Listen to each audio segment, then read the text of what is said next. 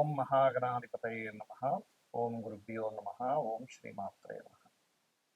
మనం ఈరోజు మీరు జన్మించినటువంటి లగ్నం నుంచి మీకు వేటి మూలంగా ధనయోగం వస్తుంది, అదేవిధంగా ఇది మనం చెప్పుకునేటువంటిది జనరల్గా. ఉదాహరణకి మేషంలో పుట్టారు, లేదా వృషభ లగ్నంలో మీరు పుట్టినప్పుడు వృషభ లగ్నం ఉంది, లేదా మిథున లగ్నం ఉంది, కర్కాటక లగ్నం ఉంది. అలా దాన్ని బట్టి సెకండ్ లార్డ్ ఎవరు, ఆ గ్రహం ఎటువంటి ధనయోగాన్ని ఇవ్వడానికి ఎలిజిబుల్ అయింది, సెవెంత్ లార్డ్ ఎవరు, అంటే ధనం ఎందుకు మీరు నిలబడటం లేదు, అదేవిధంగా మీకు జాతక చక్రంలో వ్యాపారం మూలంగా ధనయోగం ఉందా, లేదా ఉద్యోగ రూపంలో ధనయోగం ఉందా, మీ లగ్నానికి ఎటువంటి మహాదశలు వస్తే ధనయోగంగా మారతాయి అనేటువంటి అంశాలని చెప్తుంది నేనైనప్పటికీ కూడా చెప్పేస్తుంది సాక్షాత్ లలిత అమ్మవారిగా భావిస్తూ ఒక్కొక్క లగ్నం గురించి తెలుసుకుందాము. అదేవిధంగా అసలు వ్యాపార యోగం కనుక ఉన్నట్లయితే ఏ గ్రహం ఏ గ్రహంతో కలిస్తే ఎటువంటి వ్యాపారాల్లోకి వెళ్తారు, ఎటువంటి సమయాల్లో వ్యాపారాల జోలికి వెళ్ళకూడదు, ఎటువంటి సమయాల్లో వ్యాపారాలకు వెళ్తే బాగుంటుంది అనేటువంటి విషయాలు కూడా నేను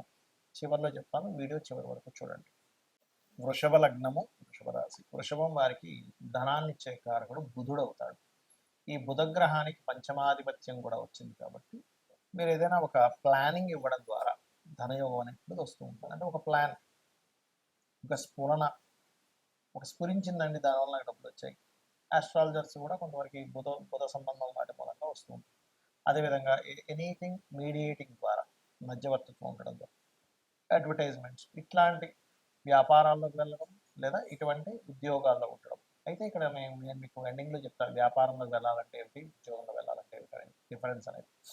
అలాగే మరొక విషయం ఏంటంటే ఇక్కడ సంతానం కలిగిన తర్వాత నుంచి మీరు ఫైనాన్షియల్ గ్రోత్ కూడా బాగుంటుంది, ఎందుకంటే పంచమ ద్వితీయాధిపతులు కలయికి వచ్చింది కాబట్టి. అయితే ఈ వృషభ లగ్నం వారికి ఉండే గొప్ప లక్షణం ఏంటంటే ఓపిక. చాలా ఓపికగా చేసుకుంటారండి ఏ పనైనా కానీ. ఓపికగా చేయడం, ఓపికగా మాట్లాడటం, చాలా జాగ్రత్తగా విని మాట్లాడటం, ఇలాంటి లక్షణాలు చాలా ఎక్కువగా ఉంటాయి. తొందరపడరు ఎక్కడ కూడా వృషభ లగ్నం వారు.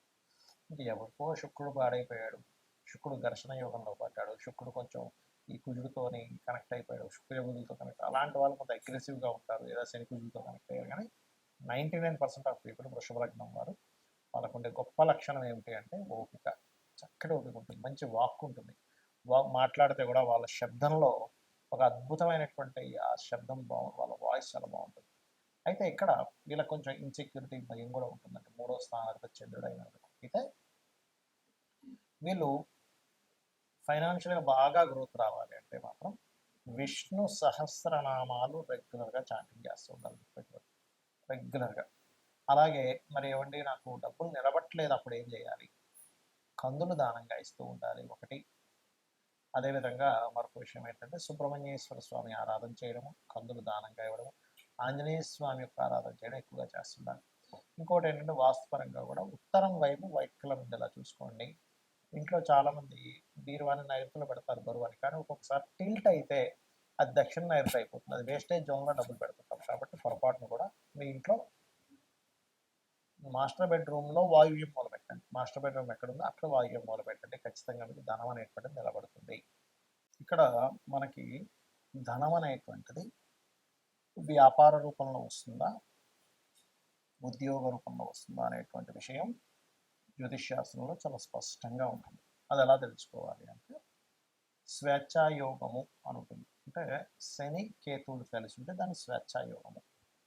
అది జన్మజాతకంలో 159 యాక్సెస్లో ఉండొచ్చు, లేనట్లయితే రాశిచక్రంలో ఒకే దగ్గర కలిసి ఉండి, లేదా ఒక్కొక్కసారి ఒకే రాశి సంబంధాలు అంటారంటే అది తక్కువగా పనిచేస్తుంది. అంటే వృషభం తుల చూడడానికి షష్టాష్టకాల్లో ఉన్నప్పటికీ, అదేవిధంగా మేషము వృశ్చికము, మకరము కుంభము, ధనస్సు మీనము, మిథునము కన్య, కర్కాటక సింహరాశుల్లో ఉంటే కూడా అది కొంత కనెక్టివిటీ ఉంటుంది. అయితే 159 యాక్సెస్లో కలిసినప్పుడు స్వేచ్ఛాయోగం. అప్పుడు అలాంటి వారికి ఏంటంటే ఉద్యోగం మీద ఇంట్రెస్ట్ ఉండదు, వ్యాపారం చేయాలనేది ఉంటుంది. కాకపోతే ఈ కాంబినేషన్ ఉన్నప్పుడు కొన్ని ఆటంకాలు కూడా లైఫ్లో జరుగుతాయి. దీన్ని ఫస్ట్ మీరు బ్రేక్ చేయాలి. ఏ ఉద్యోగంలో అయినా వ్యాపారంలో అయినా కలిసి రావాలంటే ఏం చేయాలి? దానికంటే వెంకటేశ్వర స్వామి ఆరాధన చేయడం కంటే మరొకటి లేదు. లేదండి గణపతి ఆరాధన చేస్తాం, చేయండి, తప్పేం కాదు. ఇది మెయిన్. రెండవది ఏంటంటే మీ పర్సనల్ చార్ట్లో అసలు వ్యాపార యోగం ఉంటే లేదా ఉద్యోగ యోగం ఉంటే ఎలా ఉందో తెలుసుకోండి. ఉద్యోగ యోగం ఉంది, వ్యాపార యోగం లేదు. అలాంటప్పుడు కొంతమందికి ఉద్యోగం ఇక్కడ ఉండి మీరు పుట్టిన ప్రదేశము, మీరు పెరిగిన ప్రదేశము, మీరు చదువుకున్న ప్రదేశాల్లో రాదు ఒక్కోసారి. ఎందుకు రాదు అంటే వారికి 2, 12 అది కొన్ని యోగాల్లో అది మంచి యోగం కాదని చెప్పారు. కానీ ఇప్పుడున్నటువంటి సమాజంలో అందరూ విదేశానికి వెళ్లి సంపాదించుకునేటువంటి ఆహ్, రోజులు మనకు నడుస్తున్నాయి కాబట్టి సర్వసాధారణంగా 2, 12 అంటే విదేశీ ధనయోగంగా మారింది ఇప్పుడు. కాబట్టి 2, 12 కాంబినేషన్ ఉన్నట్టు రెండవ అధిపతి, 12వ అధిపతి కలిసి ఆ పోర్ట్‌ఫోలియోలు గనక బలంగా ఉండి, ధనయోగం బలంగా ఉంటే వీళ్ళు విదేశాలకు వెళ్ళడం ద్వారా సెటిల్ అవుతారు గానీ దగ్గరగా సెటిల్ అవ్వరు. ఏమంటే విదేశాలకు వెళ్ళేంత స్తోమత లేదు. మరి ఎలాగా అనుకునేటువంటి వారు ఉన్న స్టేట్ మారడం, ఉన్న ప్రదేశం మారితే అప్పుడు మీకు బావుంటుంది. అదేవిధంగా 9, 10 కాంబినేషన్ ఉంది. టీచింగ్ జాబ్స్‌లోకి వెళ్ళడం. అలా మీకు ఎప్పుడైనా సరే ఒక ఏజ్‌లోనే అంటే ఒక 9థ్, 10థ్ ఈ ఏజ్‌లో ఉన్నప్పుడు ఇంకా చిన్నప్పుడే కూడా మీరు గనక జాతకం చూసుకొని జనరల్‌గా జ్ఞానాన్ని పెంచుకోవడానికి చదువుకునే చదువులు వేరు. మీరు పలానా ప్రొఫెషన్ తీసుకుంటాను అన్నప్పుడు దానిలో ధనయోగం ఉందా లేదా అన్నప్పుడు మీ ధనాధిపతి ఏ ప్రొఫెషన్‌కి కనెక్ట్ అయ్యి ఉన్నాడో తెలుసుకోవాలి.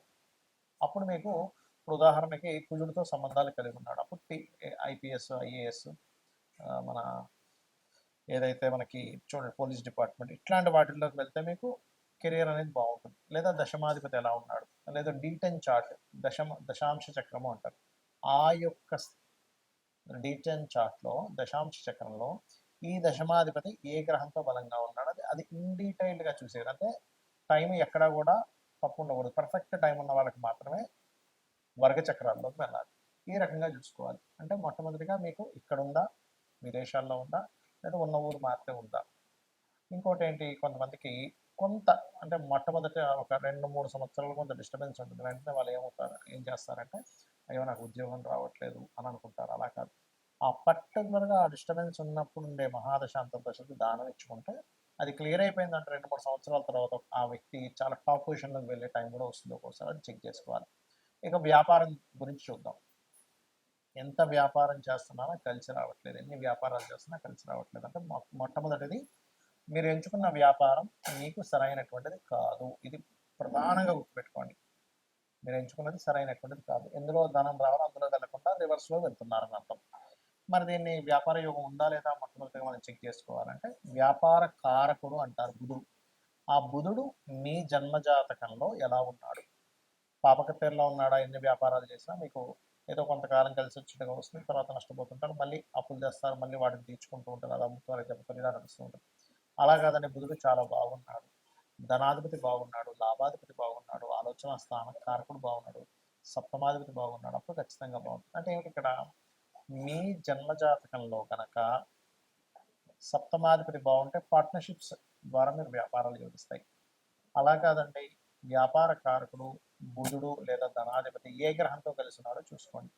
ఉదాహరణకి వరుసగా ఒక్కొక్క గ్రహాన్ని తీసుకుంటే మీకు రవి గ్రహంతో కలిసి ఉన్నాడు. మెడికల్ ఆరోగ్యాన్ని ఇచ్చే దాంట్లో బాగా కలిసి వస్తుంది. మెడికల్ షాప్ కావచ్చు, హాస్పిటల్స్ కావచ్చు, మెడికల్ రిలేటెడ్ ఆరోగ్యాన్ని ఇచ్చేటువంటి న్యూట్రిషన్స్ కావచ్చు, మీరు చేసేటువంటి ఏ వ్యాపారమైన ఆరోగ్యానికి సంబంధించింది ఖచ్చితంగా బాగుంటుంది. చంద్రుడితో కలిసి ఉన్నాడు. టూర్స్ అండ్ ట్రావెల్స్ అయితే ఇక్కడ శుక్రుడు కూడా బాగుంటాలి. టూర్స్ అండ్ ట్రావెల్స్ లేనట్లయితే ఫుడ్ రిలేటెడ్ బిజినెస్లు, మెడిటేషన్ సెంటర్స్, ఆహ్లాదాన్ని కలిగించేటువంటిది బట్టల షాపులు ఇవన్నీ కూడా బాగుంటాయి. కుజుడితో కలిసి ఉన్నాడు. అలాంటప్పుడు ఏంటి సెక్యూరిటీ సర్వీసెస్ లేదా పెద్ద పెద్ద మిషనరీస్ లేదా అగ్నికి సంబంధించిన గ్యాస్ రిలేటెడ్ అంటే ఏదైనా సరే మిషనరీ పవర్ రిలేటెడ్ సంబంధించిన బాగుంటాయి. ఈ పవర్ రిలేటెడ్ సంబంధించిన దాంట్లో రవి గన కనెక్టివిటీ అయితే అప్పుడు ఏమవుతుందంటే సోలార్ ఎనర్జీస్ లాంటివి వాటి ద్వారా డబ్బులు వస్తాయి. మరి బుధుడే అయ్యాడండి మీడియేటింగ్, మార్కెటింగ్, డిజిటల్ మార్కెటింగ్, అడ్వర్టైజ్మెంట్లు ఇట్లాంటి వాటి ద్వారా వస్తుంది. గురువు కనెక్ట్ అయ్యాడు teaching related, guiding related, consultancy related వీళ్ళతో ధనాధిపతి, లాభాధిపతి, సప్తమాధిపతి అంటే ఈ కలయికలు ఎంత బలంగా ఉన్నాయి. మంచి నీచభంగ రాజయోగం ఉంది. అద్భుతమైన స్టేజ్‌కి వెళ్తారు. లేదండి అంత పెద్దగా లేదంటే చిన్న వ్యాపారం ఏదో చేస్తూ బతుకుతారు. ఎందుకంటే వ్యాపారం అనేది రోజుకి ఒక 500, 1000 రూపాయలు సంపాదించేది వ్యాపారమే అవుతుంది. రోజుకి కొన్ని వందల కోట్లు టర్నోవర్ చేసేటువంటిది కూడా వ్యాపారమే అవుతుంది. అయితే వీళ్ళ యొక్క వ్యాపారం యొక్క బలం ఎంతుంది అనేది మహాదశ, అక్కడ ఉండేటువంటి గ్రహాల యొక్క కలయిక, అక్కడ పట్టినటువంటి యోగాన్ని బట్టి డిసైడ్ అవుతుంది. ఇక అదేవిధంగా శుక్రుడు కనెక్టెడ్ అందము, ఫ్యాషను, బ్యూటీ రిలేటెడ్ సంబంధించినవి, స్త్రీలకు సంబంధించినవన్నీ శుక్రుడు. అదేవిధంగా రవి బంగారాన్ని కూడా వస్తుంది. అంటే బంగారు వ్యాపారాన్ని రవి కూడా వస్తుంది శుక్రుడు. శుక్రుడు కొన్ని కొన్ని అందమైనటువంటి వస్తువులు ఇవన్నీ కూడా. శని కన్సల్టెన్సీ సెంటర్స్లో ముఖ్యంగా జాబ్ కన్సల్టెన్సీ లేబర్స్ని పంపించి వాళ్ళ ద్వారా ఇప్పుడు కొంతమందిని కన్సల్టెన్సీ కొన్ని కొన్ని ఉంటాయి. ఎలా అంటే వాళ్ళు వాళ్ళ దగ్గర నుంచి మనిషి మన దగ్గరికి వస్తాడు. ఆ వ్యక్తికి ఆయన ఇచ్చేది ఒక 20,000 అయితే మన దగ్గర 22,000, 23,000 తీసుకుంటాడు. ఆ 3,000 మార్జిన్ పెట్టుకుంటాడు లేబర్ సప్లయర్స్ అలా. లేదా ఆయిల్ బిజినెస్లు లేనట్లయితే ఐరన్ బిజినెస్లు ఇవన్నీ శాఖలు ఇస్తాడు గుర్తుపెట్టుకోండి.